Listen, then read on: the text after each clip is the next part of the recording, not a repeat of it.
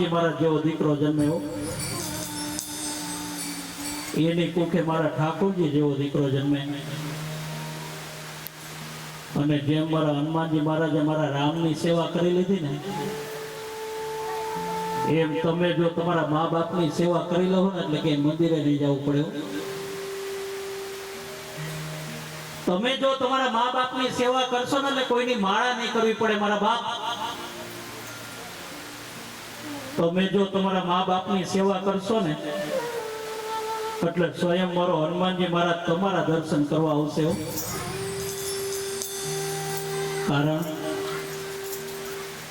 કારણ કે ભગવાનથી પણ જો એક ડગલું આગળ હોય ને, તો આપણા મા બાપ હોય. મા બાપ જીવતા હોય ને ત્યાં સુધી એની કિંમત ન સમજાય, પણ જ્યારે એના મા બાપ છબીમાં સમાઈ જાય ને, પછી બાપની કિંમત સમજાતી હોય છે. એટલા માટે કાર્યક્રમની શરૂઆત હનુમાનજી